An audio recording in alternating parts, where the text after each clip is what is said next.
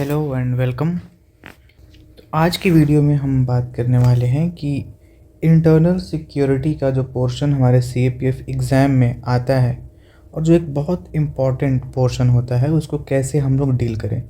दो किताबें हमें देखने को मिलती है, सेम किताबें हैं।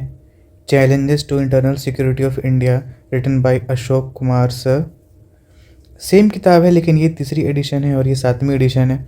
इसमें भी कन्फ्यूज़न होता है कि हम कौन सी एडिशन को पढ़ें, लेकिन उसके पहले मैं ये बताता हूँ कि इम्पॉर्टेंस क्या है इंटरनल सिक्योरिटी का CAPF एग्ज़ाम में।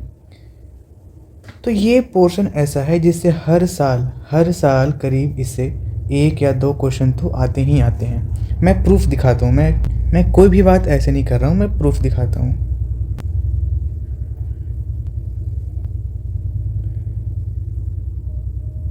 तो यहाँ पे आप देख पा रहे हो ये 2021 का पेपर है। मैं इसमें दिखाता हूँ। जैसे यहाँ पे ये एक टॉपिक है कि infiltrators are threat to Indian security. तो ये भी इंडियन सिक्योरिटी से रिलेटेड और इन्फिल्ट्रेशन से रिलेटेड ये क्वेश्चन है, बॉर्डर सिक्योरिटी से रिलेटेड क्वेश्चन है। इसके अलावा अगर हम साल 2022 का देखें पेपर, तो 2022 के पेपर में भी हमें presence of womens in armed forces ये देखने को मिलती है, और साथ ही आर्म्ड फोर्सेस के स्ट्रैटेजिक थिंकिंग और टाइमली एक्शन, मतलब ये भी एक सिक्योरिटी रिलेटेड टॉपिक पे ही क्वेश्चन है। इसके अलावा अगर हम नेक्स्ट ईयर देखें, ये 25 का क्वेश्चन है। तो यहाँ पे हमें साइबर सिक्योरिटी पे क्वेश्चन मिलता है, कल्चरल डिप्लोमेसी पे क्वेश्चन मिलता है, क्रिप्टो करेंसी पे क्वेश्चन मिलता है, हमें न्यूक्लियर वेपन पे क्वेश्चन और आर्टिफिशियल इंटेलिजेंस जैसे टॉपिक्स पे क्वेश्चन मिलता है, जो कि हमारे सिक्योरिटी रिलेटेड टॉपिक्स के ही अंडर आते हैं। अगर हम 2024 की क्वेश्चन पेपर को देखें तो यहाँ भी हमें ग्लोबल पीस, डिफेंस बजट, इस तरह के टॉपिक्स पे हमें क्वेश्चन देखने को मिलता है। और अगर हम 2023 के पेपर को देखें तो यहाँ भी हमें साइबर अटैक जैसे टॉपिक्स मिलेंगे, जो कि साइबर सिक्योरिटी और सिक्योरिटी रिलेटेड टॉपिक्स है। तो यहाँ से आपको क्लियर हो गया होगा कि क्या इम्पोर्टेंस है इंटरनल सिक्योरिटी सेक्शन की हमारे CAPF AC एग्ज़ाम में। अब ये दोनों किताबों में अगर आपके पास ये 3rd एडिशन वाली किताब पहले से है तो कोई ज़रूरत नहीं है कि आप 7th एडिशन वाली किताब लें। लेकिन अगर आप नई किताब खरीद रहे हैं, आपके पास कोई किताब नहीं है, तो आप 7th एडिशन ही लें, क्योंकि इसमें न्यू डेटा, न्यू इश्यूज़ जैसे कि AI, साइबर अटैक्स के बारे में नए नए टर्म्स, नए नए डेटा मिलेंगे, और नए जो पॉलिसीज़ फ्रेम हुई है जैसे DPDP एक्ट वगैरह, इन सब के बारे में भी आपको यहाँ पे मिलेगा। और ये किताब जो है वो एक मस्ट रीड बुक है, इसको आप इग्नोर नहीं कर सकते, ये आपको ज़रूर से ज़रूर पढ़ना चाहिए। मैं आपको इस बुक के कंटेंट्स दिखाता हूँ। ये 3rd एडिशन बुक मेरे पास, मैंने उसका ये फ़ोटो निकाला है।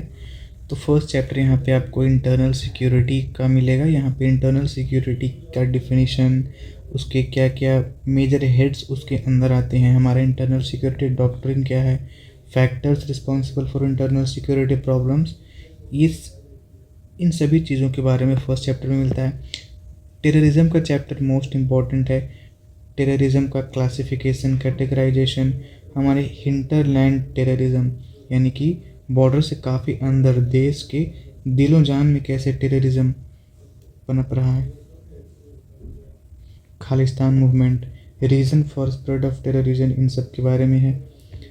उसके बाद difference between terrorism, insurgency and naxalism, बहुत ही इंपॉर्टेंट टॉपिक है, इसके बारे में है। जम्मू कश्मीर मिलिटेंसी के बारे में, north east insurgency most important chapter है।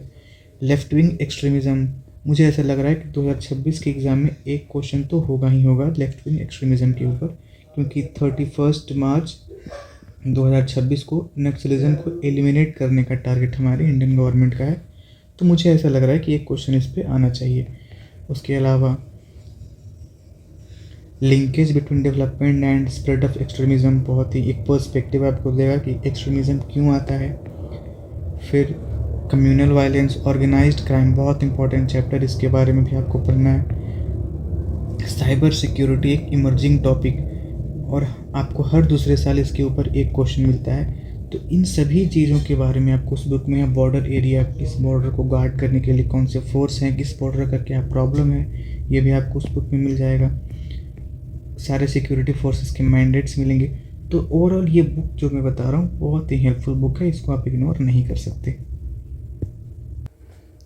अब आगे देखते हैं कि क्या ये किताब इनफ है, क्या सिर्फ इसी किताब को पढ़ के हमारा एस्से का जो पोर्शन है वो अच्छे से डील हो जाएगा या हमें कुछ और करने की ज़रूरत है। तो the answer is a big no. क्यों? क्योंकि बुक में हमें क्या मिलेंगे, बुक में हमें रॉ मटेरियल मिलेंगे, हमें पॉइंट्स मिल जाएगा, डाटा मिल जाएगा, इन्फॉर्मेशन मिलेगा, लेकिन वो रॉ फॉर्म में होगा।